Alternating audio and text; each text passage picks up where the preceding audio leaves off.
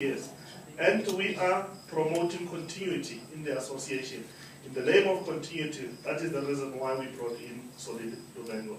And like the CEO is saying, before, you used to be just given an assistant coach, even if you did not want to have the assistant coach.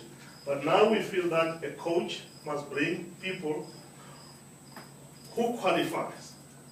As long as he qualifies, he's got the credentials to qualify at that level as a coach.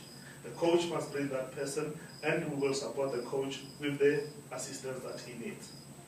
Because before, the environment used to prevail where the assistant coach would be pulling that way, and the head coach would be pulling in the other direction.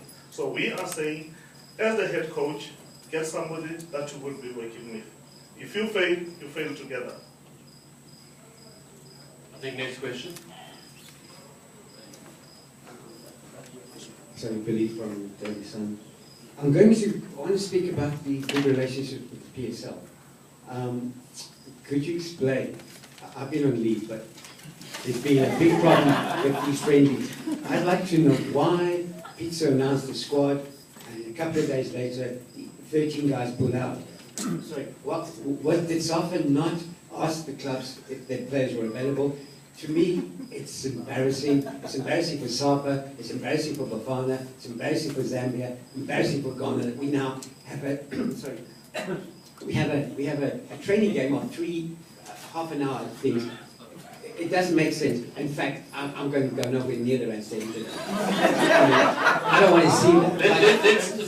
But the bottom line is, why did we not talk to PSL clubs? We've got the 7-week break. Why didn't we just wait until next month and just get the friendlies and just give everybody a holiday? All right. Good points, good issues. Let's start at the end. Let's quickly talk about the match against Zambia and the match against Ghana. Although these are training matches, I believe if you don't go there, you'll be missing out. They're not going to be played in 3/3. Peter was saying that's a possibility. The reality is they're going to be played as a normal match. The only difference between this and a normal match is that they will be allowed to make up to 9 substitutions if they so want. Now, they might not want to do that. They might want to do that, but the 2 coaches had a discussion because they had to have an agreement between them, and they've agreed. Initially, Zambia said they wanted to have 7 substitutes. Peter said he has a different agenda because he wants to give all the guys he's had in camp a run. So they've agreed telephonically this morning, the 2 coaches will play a maximum of 9 substitutes. The same will prevail with Ghana. So that's what makes it a training match. But as the coach and as the Zambians have said, you know, they will put on their national team strip, they will have the anthems played, they will shake hands with each other, and they will play a competitive match. They're not going to be playing around. They will play a match. They all want to perform well. Peter told me, I spoke to him last night, the players are determined to impress him. They're determined to make their mark. They've come here with a tremendous amount of enthusiasm because it gives them an opportunity to be part of the national structure. Why not cats though? Because it's not a full international, it's a training match. So you can't make it full caps. You have 9 substitutes, you can't make it full caps. We wrote to FIFA, we said to them we want to play these as training matches. They said fine. Because we have different agendas. Our agenda for calling the players up over this period. Let's track back and ask why we did this, because maybe that's the broader question.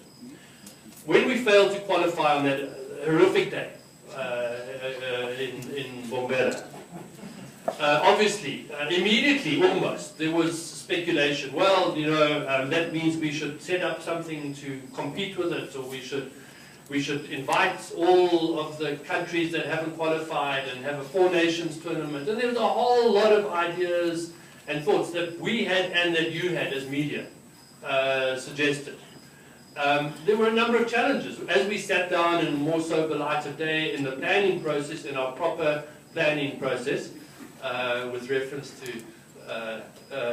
some articles, in our proper planning process, as we sat down, we recognized that, look, a 4 nations tournament is not going to work. One, CAF won't be particularly happy with the 4 nations tournament. because it could be seen as a competition, and we have no intention of annoying CAF around that. Secondly, why pay for bringing it's going to cost us an arm and a leg to bring all of those countries here and host a tournament. It's a big deal to host a Four Nations tournament. It's very costly to host a Four Nations tournament. Thirdly, it's not a FIFA. We won't be able to have our top European players. We might not even be able to have our top league players. We recognize that. So we said, look, so the Four Nations tournament doesn't make a lot of sense. We had and been in discussions with India. They had accepted an invitation. It was to be part of a celebration of 150 years of Indians. It was to be part of 100-year celebrations that were recently happened over this past weekend. India had accepted that there were funding problems of that, and that's why that match eventually was called off. We had an invitation from Equatorial Guinea, which came at the last minute, which said, please, we are inaugurating our new stadium. The president of the country has asked that Bafana come because he wants to play, his team to play against Bafana. We had discussions internally at the Joint Liaison Committee. We said, okay, that's a match that we should honour. We recognized, Ghana sent us a letter saying, we will be camping in South Africa. We want to play effectively a training match or a match against you as part of our preparation. Can we do that? We said yes. The Zambia was the same. So we thought, let's put together a credible program. Equatorial Guinea, the India one fell away, Zambia and Ghana. We had invitations to, and we're looking at taking Bafana across to the USA to play against Mexico and Guatemala. We had an offer, it was going to happen, but that unfortunately would have happened during the time of the African Cup of Nations. And we had concerns about that. Not good, really, if our team, the country, everyone, the continent is watching there and our team is playing. So, these are all things and ideas and plans and suggestions that people had globally, because they said, you haven't qualified, here's an opportunity for you to play matches. But there was a fundamental football reason that lay behind all of this.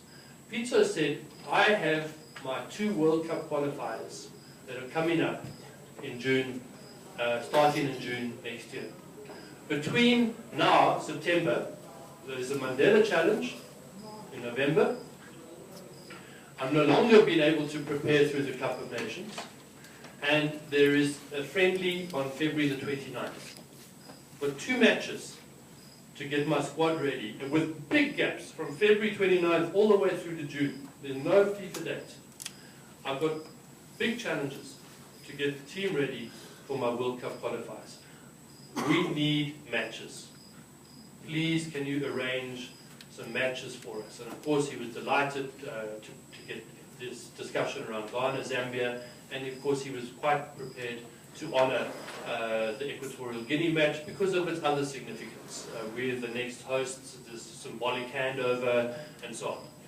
So that was the program that was put together. Now, we said to the coach, and the coach was fully aware of it, it's not FIFA. We might not be able to get the players you want. We certainly won't be able to get the players from the English Premier League. We might be able to get players from the leagues internationally that are in recess, but that won't be for the whole period. And our clubs, and in this instance, the relationship between us and the league can be as tight and as good as we like. The clubs, in terms of the FIFA statutes, are the ones who have the right to release their players. The league cannot instruct them, and Safa cannot instruct them. 10 years ago, I was at the PSL, and I know that through bitter experience. The clubs will simply, if they want to, and if they have their, and they always have good reasons, I think, usually, sometimes not, but usually good reasons, they will say, in terms of the FIFA regulations, we are not compelled to release our players unless it is for an official FIFA date.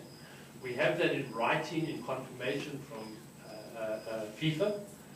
During the under-23 situation, we wrote to FIFA to say, can we apply our own constitution, which says that players must be released for CAF fixtures? And FIFA wrote back and said, sorry, you can't. Our statute says the clubs ultimately can decide. Well, that's a constraint. That's a major constraint we have. So even though we might have great relationships with the league, even though the JLC might be doing its work to coordinate the relations